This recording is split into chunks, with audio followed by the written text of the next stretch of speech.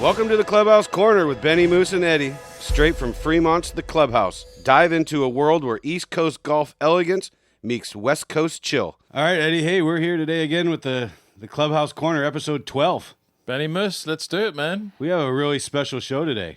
Can't wait to do that introduction. But first and foremost, I want to thank our sponsors, Trumer Pils, the perfect Pilsner. The most awarded Pilsner. In the world. In the world. I know, right? And then Mike Peters and Bear Companies. Thank you both. Thank you, guys. You guys are spectacular, helping make this show a success. So on to our special guest. Coming from my stomping grounds of the UP of Michigan. You call ourselves Upers. Yep. It's I think you have to explain that UP. What does that mean so anyway? Upper Peninsula. Yeah. Okay, so you have two peninsulas. You got the lower and the You upper. can do the hand, right? Okay, That's it's the only place you can really do the hand. Oh, okay. And where it makes sense. So from the north part. Yeah, so we're way up here. Way up Lake Superior. Upers, yeah. The difference between Ben and I, he's from up here on Marquette on Lake Superior. Yeah. I'm from down here. That's right. In Iron Mountain. Yep. So I'm a southern Uper. You're a southern Uper. But then if you're from the lower peninsula, down here. Down here, you're a troll. You're a troll because you're below the bridge. Oh, dear. Yeah, we got a lot of names. You don't want to be a troll then. No, But coming from the UP of Michigan through Northern Michigan University, making his way out to California, coaching at Cal Berkeley, onto the San Francisco 49ers, making his way back to his home state with the Detroit Lions, and now the color profile of NFL Gameday on the NFL Network. Please welcome, thank you for being here, Steve Mariucci. All right, thank you. Yeah. Thank you, Ed. Welcome, Steve. Yeah, thanks, Eddie. Good to be on with you guys. I've seen your podcast before, and now I'm get to be number 12. Though I was like invited 12th. That's okay though. Well, you were invited. At least I'm here. You were invited 12 times ago. Oh, was it? Oh, this is a lot of fun. Look at this place. This is awesome. Life gets in the way, but I'm so happy you're here. Thank you very much.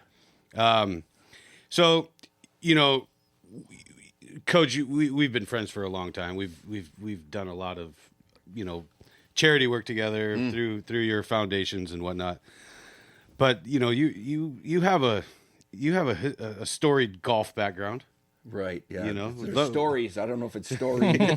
love to hear something. I know you and Eddie had some interactions as well. So Eddie's the culprit in this one because I'm not a big golfer. Truth be told, I'm not big golfer, okay? In fact, the last time I golfed was 17 years ago with John Madden, and we were riding in a cart together, and he was driving right here. I don't know why I let him drive. I was sitting here, and he goes, "Mooch, you hungry?" And I go, "Of course." And he took a left. He took a left after 4 holes, Eddie. That was it. And we went into the clubhouse, and we ate and drank and laughed it up until everybody got in, and that was my last time golfing, okay? A full round of golf. 4 holes. 4 holes. It was at Ruby Hills. We were supposed to, golf a full round, but we didn't. Wow. Anyway, so then I went golfing. We'll talk about later over there with the George Seifert golf tournament, 6.5 holes. Anyway, Eddie. Yes. So when I was coaching, I had a trade out deal with Wilson.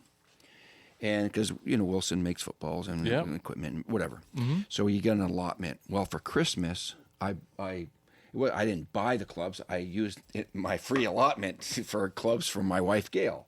And this was 35 years ago, Ben. Okay.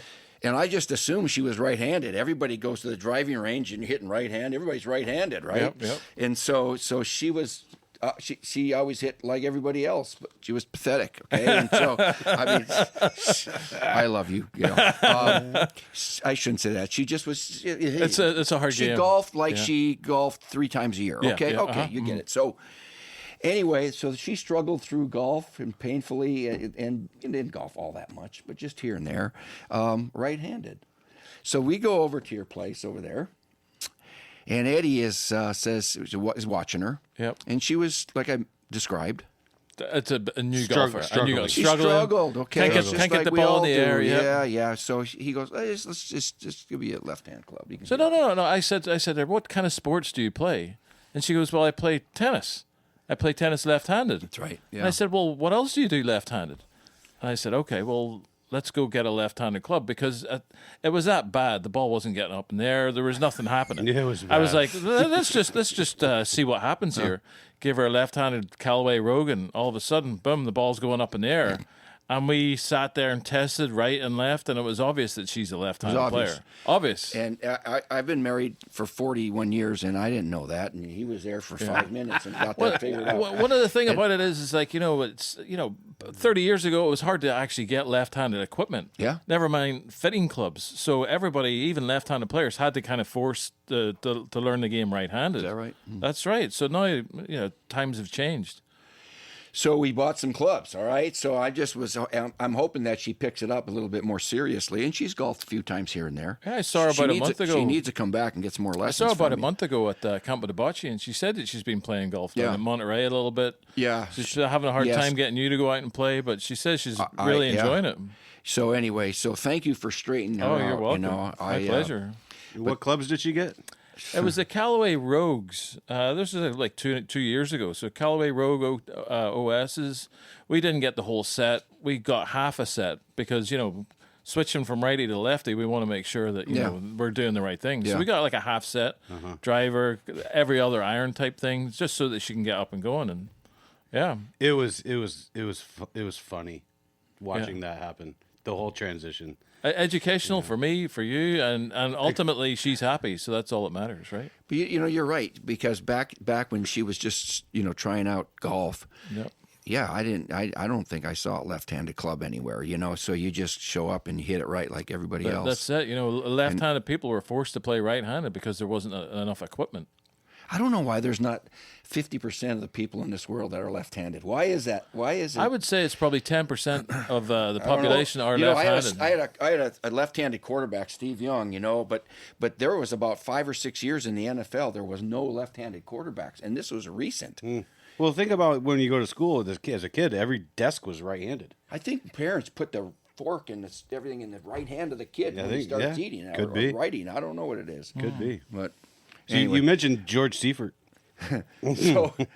so George, God love him, and he's so up in Canada, with Gary and Gold River Lodge, and that we go up there every now and then, and they have had this tournament and they named it the George Seifert something or other.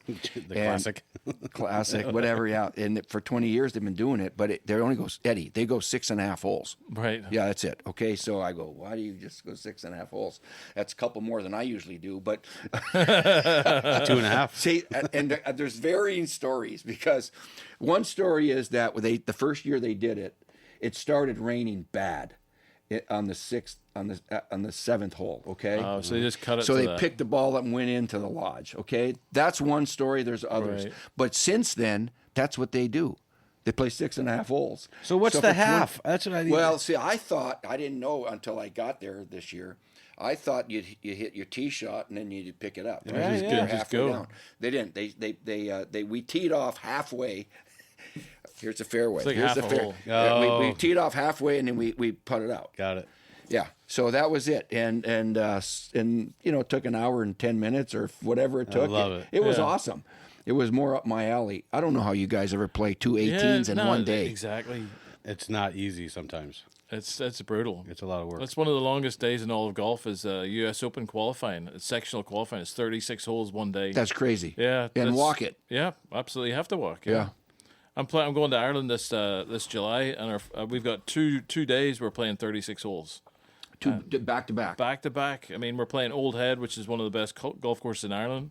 But that's a lot of golf, even for me. And walking, Steve. Yeah. There's no buggies over there that are legal. Is it pretty flat over there, or is it pretty hilly? No, it's well, you're beside links golf courses, so there's some sand dunes and stuff like that. It's not as mountainous as it would be over here. Yeah.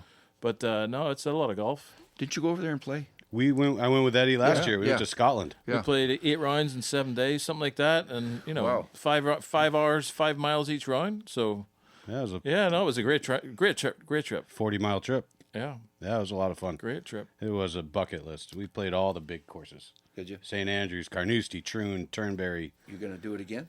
Someday, absolutely.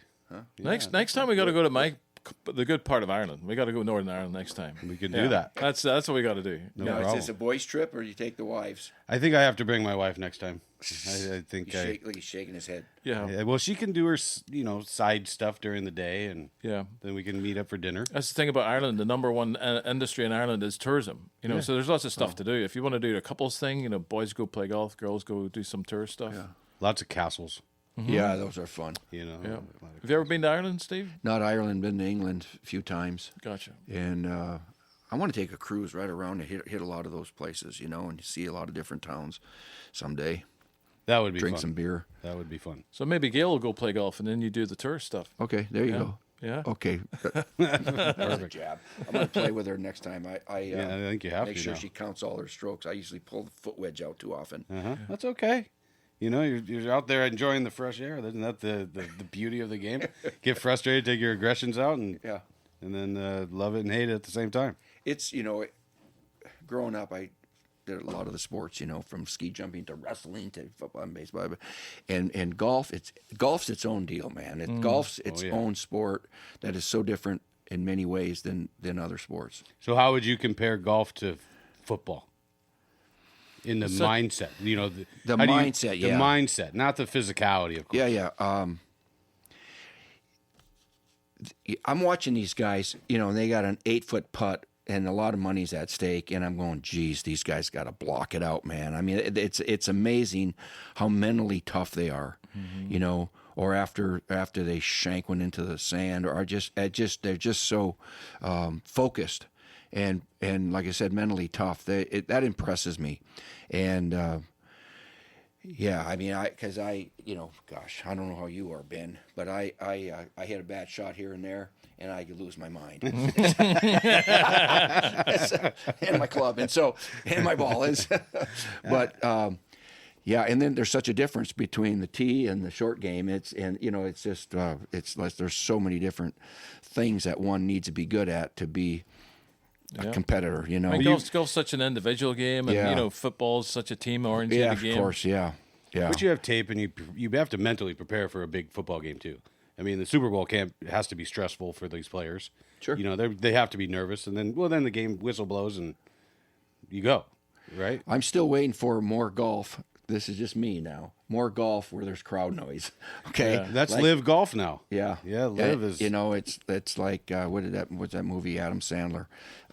Happy Gilmore. Yeah, Happy Gilmore. And then the one over there in Arizona, they have that whole. That's Scottsdale. Yeah, it's Scottsdale. Oh, yeah. 16th hole. Yeah. TPC. Yeah. Crazy. Oh, insane. And I know that's not golf. Right. But it makes it pretty darn interesting to fun. see how tough they are when fun. they got the crowd yelling at them like all the other athletes get That's yelled right. at. It's getting more and more out of control too. I know it Every is. year it just gets bigger and bigger and bigger. Yeah. Oh, this year that tournament was a disaster. Yeah. Is Out that of waste control. management? That's Waste it, management, yeah. It rained and it was cold, and they oversold or let too many people in, so it was muddy. People were sloppy. It was just a train wreck. And you got to drink a little bit to stay Oh, dry to stay warm. or warm. That's right. That's exactly right. That's right.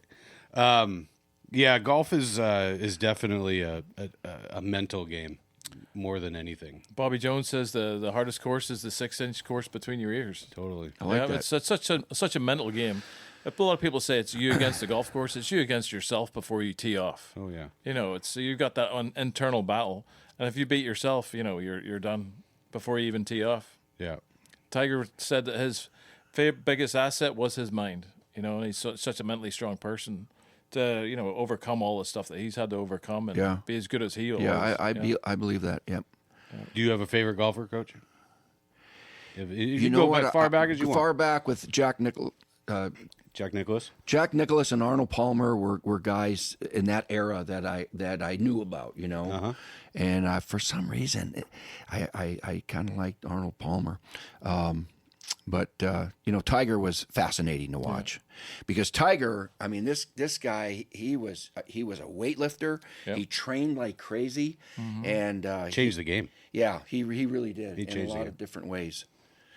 He was a lot of fun to watch to see how many, how many Masters he'd win and how many Grand Slams and how many whatevers he was just Majors. I'm thinking tennis, and so because I played pickleball with Gail today. Ah, She kicked my butt. yeah. She Left-handed? She plays right and left. Goes both ways. Right, Yeah. yeah, left. Yeah. So, and Bobby Jones was unbelievable. Yeah. He did a lot of things. Greatest Not just- amateur of all time. Yeah. Yeah. I don't know that will ever be beat. No. You know, as an amateur, no way. Too much money at stake. That's right. Yeah. So the big debate: Jack Nicklaus versus Tiger Woods. Who would you settle? Who would you say is the greatest of all time, Steve? You got to pick one. Jack's got 18 majors. Tiger's got 15 majors. Different era. Different talent pool. Yeah. Greatest of all time. Now, Jack came second in majors 19 times. That's the more impressive stat to me. Right. That's right. Really. 19 times he came second in majors, and he won 18 majors. Golden Bear. That'd Yeah. be 37. I think you got to give it to him. Yeah, for I sure. do too. Was he an Ohio State guy? No. Was he? Yeah, he was. Ohio State. Yeah, Yep. he was unbelievable. Yep. Yeah, for a long time. And now, if Tiger would have stayed healthy a longer period of time, he probably would have broke some more records, right? Yeah. But He had a rough few years. Yeah. Rough patch there. and that's in athletics. That's the deal, man. Are you lucky enough to stay healthy Yeah, that's for right. longevity's sake? You know. Well, some of it was self-inflicted, Yeah. Well, but it is what it is. I don't think Jack ever had major injuries during his career. No. Which is it's amazing. Like it's amazing that he was able to stay in that good shape for that long. Yeah. He was just a natural. Yeah. I mean, super good. I mean, he's the best ever. As of, well, people say. yeah, I would give him the nod. I agree as with well. you. I agree with you. So, Coach, you go golfing once every 17 years, and if you can, remember with Madden, which rest his soul. What's the hardest thing for you to do that Eddie might be able to help you 17 years from now? So you can ask Tom Albanese, because we golfed together at the George Seifert 6.5 holer. And I made sure everybody know that I haven't golfed in 17 years, okay? So Right. don't expect anything here. And I'm not lying. I whacked the heck out of it. I did. Okay. I surprised myself, Yeah? to be honest with you. I had some great drives. Nice. But so I can hit it and hit it pretty darn far. Sometimes I hit it pretty darn far into the woods. But my short game, around the green, in the sand trap, no chance. Forget Right. it. I mean, there's so amateurs, I bet, don't get much work at that stuff. They like to just go to the driving range and just start hitting it hard, see if you can hit it 290 yards. But to sit and try to get better in the sand trap, Yeah. or with your 9-iron, or any your woods off the grass.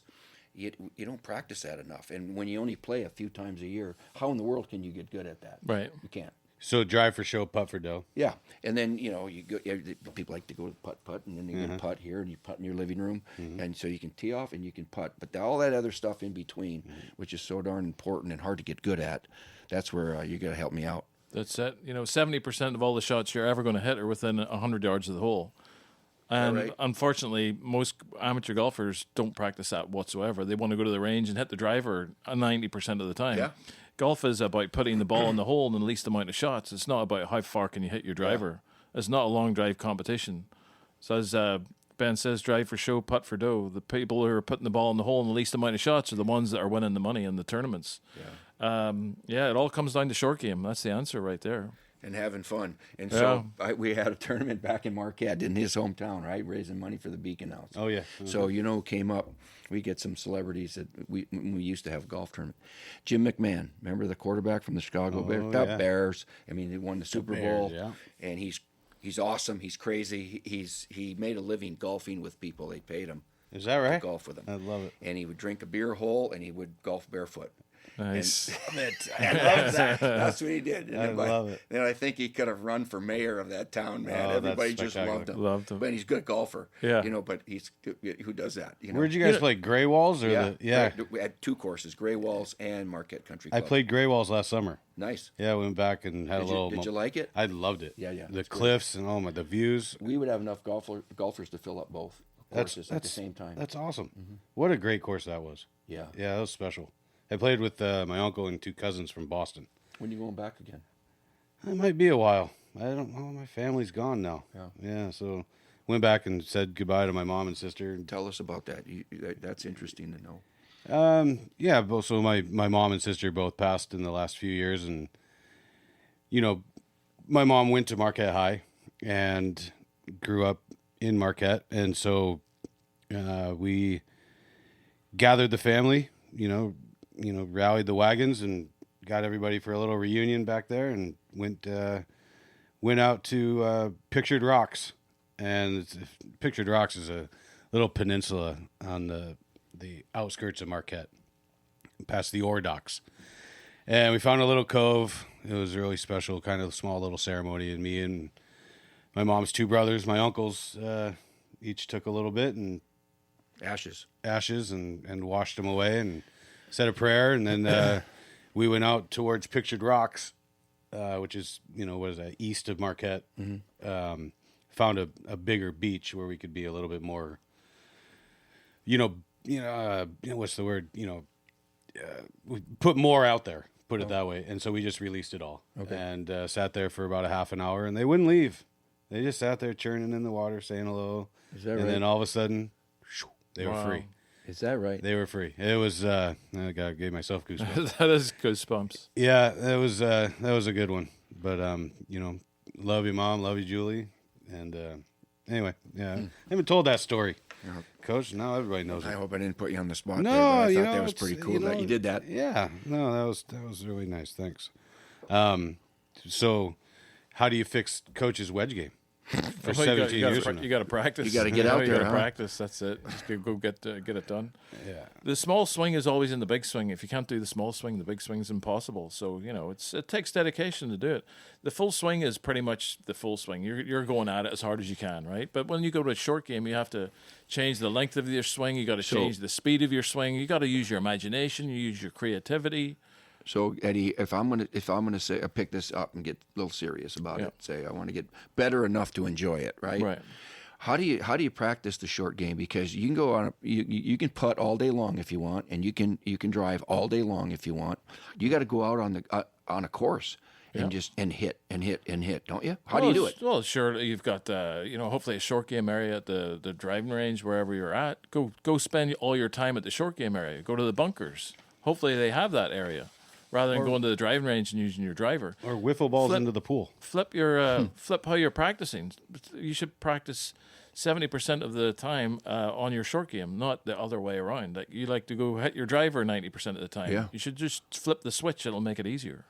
I can't believe you said 70% of the shots are within 100 yards. 100 yards of the hole. That includes putting, chipping, pitching, bunker shots, all that stuff. Yeah. That's where the scoring game's at. That's where the low scores come from. It's not about a long drive competition. Everybody wants to hit the driver as far as they can, but it's not about that. It's about putting the ball in the hole, not about how far can you hit it. Now you tell me. When I first moved to America, I moved to New York in 2002. I started working at Westchester Country Club, big Giants country right there. I was fortunate enough that I knew the family that owns the Giants. Who are them again? It's the New York Giants? New York Giants. What's the Mara? John Mara, Steve Mara, Wellington Mara, all those guys. I went to a bunch of Giants games, and I was fortunate enough I played golf with Eli Manning. I played golf with Tiki Barber when I first came over here. The quarterbacks are good golfers, like Tony Romo. They really are. The running backs, all those guys that are pushing, pulling, are not really good golfers. But when you look at the athletic motion, your step, pivoting, throwing, it's the same kind of relationship in golf. That's why Tony Romo and the quarterbacks are pretty good golfers. Mm-hmm. Weight transfer, pivoting, throwing, all that kind of stuff. Because it's a rotational kind of game. Golf is rotational. Yeah, and now you're seeing that, even on TV, Brady and Aaron Rodgers and Josh Allen, Patrick Mahomes. They're competing against each other on a golf course, and the Celebrity Challenge up in Tahoe. It's a quarterback thing too. Yeah. Kickers oftentimes are pretty good golfers. Well, they're not really working out much, are they, to kind of ruin their rotation? They can kind of do both. Kickers are people too, I'm not knocking kickers. I asked you one day if I could try out for the Niners and be a kicker. Yeah, and I said no. You laughed. You just be a tackling dummy or something. Well, yeah, that's exactly what you said. Come on, be a tackling dummy. Did you ever find like soccer players who try to be kickers? Yes. Yeah. Yes. In fact, when I played at Northern Michigan University, Bernd Ronstadt, he was a cross-country skier for Northern, scholarship kid, who also played soccer. And he was strong, and he ended up to be our kicker. Oh, really? Oh yeah, he came over and just blasted him through the uprights from 55, and it's like, whoa. All right. Rugby players too. Yeah, I've for seen sure. a few rugby players, and playing football. Anyway, well, Good stuff. so yeah, it's great stuff. But we're also here to talk about the clubhouse in general. Golf is always going to be there. The clubhouse is the place to be for your next corporate event, your next social gathering. You've been there, Coach. Been there many times. What do you think? Let's go climb the rock walls or something over there. Go ahead, I'll watch. Okay, no, I was just kidding. But how many bocce courts do you have left? We have 4 courts outside still. Okay, still there. Yep, four courts. Mike Grosser did those from Detroit. Did he? Yeah. Mike's a good man. Yeah, He's a great guy. Yeah. Speaking of that, I got to call him up. We got to get some. We got to get some balls for the trophies. I already got them. You got them already? Yeah, they're all set. They're sitting in the club right now. See, he's on it, man. He's on it. It's already done. Okay. And what are you talking about? For the trophies. For what? For the Coach Mooch Bocce tournament year 26. He's the commissioner. Yeah. That's the best commissioner. You got Goodell. You got all these commissioners. Yeah. This guy right here, huh? Don't mess with me on the bocce court. He's expensive too. Is that right? Yeah. He eats pizza all day. Right. Yeah. No, that's a great event. June 4th, right? June 4th. Yeah. Boy, it's coming right up. This is the 26th year you've been doing it? Yeah. For charity? Yeah. That's fantastic. Yeah. We've raised millions and millions That's of dollars. wonderful. And there's so many generous people in this Bay Area. Right? What kind of charities does the money go to? Or is it a particular foundation? Or? So here's how it's structured. So we end at 40 teams. It's full. All right. Ben won't let us go to 48. Right. And so, because it's too long of a day. And so we pay the bills and for the food. And then we split it up. Now, when John Madden was with us, I started it when I was a Niner, and I didn't want to do a golf tournament because there were so many golf tournaments. So we did the bocce ball tournament instead. And then when I left the Niners, then we kept it going. So John Madden joined us, and of course Tom Albanese owns the place and Campo de Bocce. And so we would each take a third of what's left and put it to where we want to put it. Mm-hmm. Tom Albanese, who's on the board of Special Olympics, his baby is Special Olympics of Northern California. Yep. Mm-hmm. And unbelievable. And we've given them well over $1 million, and when John Madden was with us, it was juvenile diabetes, and some of those things. And so, in mine is my Mariucci Family Foundation, which does several things. One is football camp for the stars, which is for Down syndrome football players, and they actually play on my team and Tom's team now, right? In the tournament, in the bocce tournament. And then I also built a hospitality house in Marquette, Michigan, called the Beacon House, that Ben was able to go visit when he was there with his family, and special place, and kindly donated to that cause. Wonderful. Special place. That's wonderful. Yeah, we the Beacon House is it's a lot like the Ronald McDonald, but for anybody. And that's what really impressed me the most. It's a special place. And then we also do for some stuff for the local police department. Yeah, so we've adopted the police. We don't defund police around here, okay? We support our police, and so they have become somebody that we're very interested. We've purchased dogs for them and drones and cameras for the schools, and we're going to do it again. We're going to continue to do it. Also, adding this year the Los Gatos firefighters. Oh yeah, that's right. Yeah. Tom said hello. So those are other beneficiaries too. It's a great event. We've raised a lot of money for a lot of people, and it's really special. But want to invite everybody up to the clubhouse. Come see Eddie. Get your lessons in. Get your equipment. Book your next event. Eddie at FremontClubhouse.com. Eddie, what do we do? Turn tragic into magic. One golfer at a time. That's it, baby. Coach, thank you so much for being here. Thanks for having really me. means a lot. Thanks, Steve. Ben, thanks, right. Eddie. Appreciate it. Thanks. We're going to get over there. You're going to work on my short game. Okay. Perfect. Love it. We'll see you soon.